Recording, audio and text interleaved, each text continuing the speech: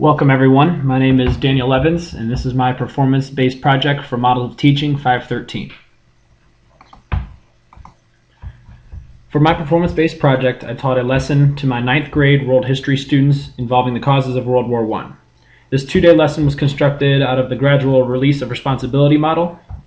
The idea of this framework was to start off the lesson with a teacher-centered approach to education, with the instructor at the front of the classroom and the students in their seats listening and taking notes. As the lesson shifts from one activity to the next, the teacher gradually allows for students to take more control and involvement in their learning process. Teacher demonstration becomes guided practice, and from guided practice to independent practice and application. The lesson culminates with a group activity which allows the students to apply what they have learned during the lesson to help construct illustrations of the causes of World War I. The instructional strategies that I implemented include note-taking, non-linguistic representations and graphic organizers, comparing and contrasting, group work, and summarizing. In note-taking, students will be able to observe and listen to the instructor while definitions of vocabulary terms are displayed on the overhead projector. Students will take notes on each of the terms and how they were responsible for the outbreak of World War I.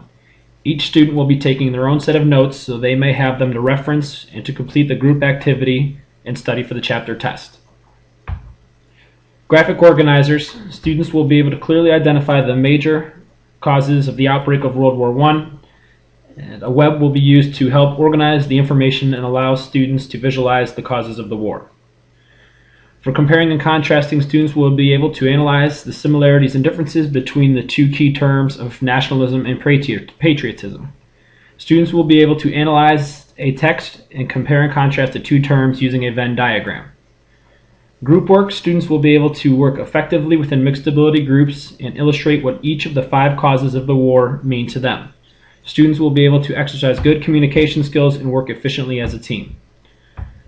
And finally, summarizing, students will be able to articulate a 1-paragraph summary analyzing what they have learned throughout this lesson using their notes, discussions, graphic organizers, and illustrations. The lesson will begin with a quick recap of the information based on the previous lessons from the day before.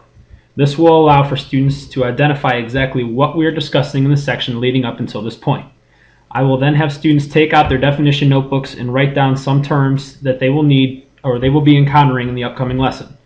This will help familiarize students with the terms and provide them with a general idea of what to expect in this lesson. I will conduct a lecture as to how each of these terms relates to countries involved and why they were each responsible for the spark that started the war. Defensive alliances existed all over the world prior to World War I. These agreements were made for protection in case a country was attacked by another. If a country was attacked, those who had alliances with this country were forced to come to their aid and provide support. These alliances created a sort of domino effect when the war was first initiated. An example would be how Russia had an alliance with Serbia. Once Austria-Hungary invaded Serbia, the Russians were forced to come to their aid to support the Serbs. Germany was then thrust into battle to honor their alliance with Austria-Hungary. Imperialism was when a country increases their influence and power over desired regions around the world. Around the time of World War I, Asia and Northern Africa were particularly affected by imperialism. These regions possessed vital raw materials, and as a result, increased competition occurred in these regions. Militarism involved an arms race. Countries kept seeing their neighbors develop more and more weapons and ammunition, which caused a great deal of panic around the world. No country wanted to enter a war with a shorter stick than their opponent. Almost all industry and money within the country was contributed to increasing ground and naval fighting capabilities. Nationalism involves the portrayal of one country's dominance over all others. Nationalism only sees the positives involved with someone's country, and an extreme sense of pride is displayed. Any views that were different from one country's beliefs were seen as inferior or incorrect. One that you do not see listed on this list is the assassination of Archduke Franz Ferdinand, who was the immediate cause of World War I and set all of the wheels in motion. He was the leader of Austria-Hungary, and he was gunned down by Serbian nationalists. Austria-Hungary then declared war on Serbia, which started the domino effect.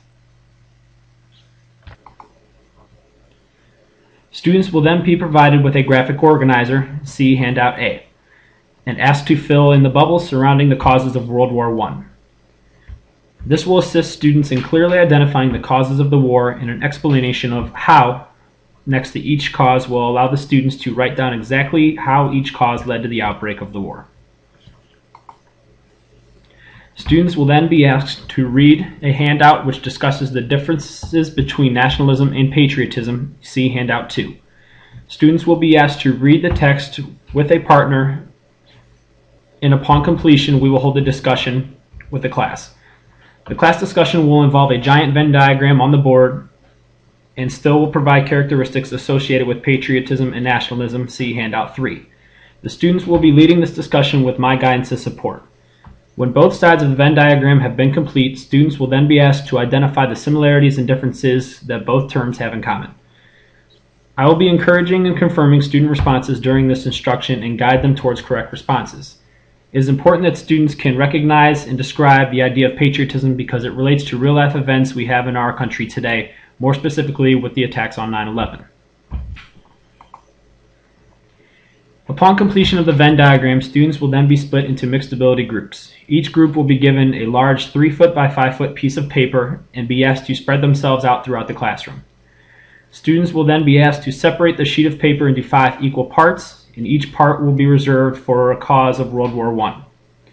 I will provide a set of goals I want students to achieve at the beginning of this activity. The drawings will not include any text or dialogue. These illustrations will be used to portray the meaning of each term and how it relates to the war. I will be walking around and monitoring student progress as they take information they have learned from the lecture and class discussions and then apply it to their own practice. Students will be responsible for self-directing and self-monitoring throughout the course of this activity. At the conclusion of this activity, each group will come to the front of the classroom and present their illustrations. Each group will assign a speaker who will explain each picture and what it is meant to represent and how it relates to World War I.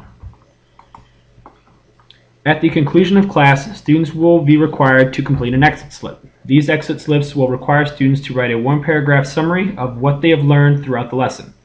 Students will have to be brief, focus on important aspects, and be able to write and describe the information and content in their own words.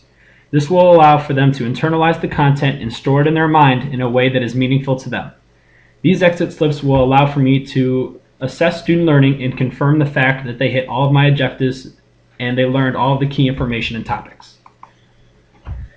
The Gradual Release of Responsibility model is a great way to assist students in taking a lead in their own education. I provided students with the necessary background information they needed for the lesson and then gradually involved them more in the classroom instruction and activities. The discussions were a great way of transitioning students into taking the lead, and then the group activity at the end of the lesson provided students with an opportunity to take the knowledge they gained throughout the lesson and apply it to their own activity. The fact that students are able to analyze the content and then portray it in an illustration shows that they have developed a complete understanding of the content. And finally, the reference page. All of the pictures you saw in this presentation were courtesy of Google Images.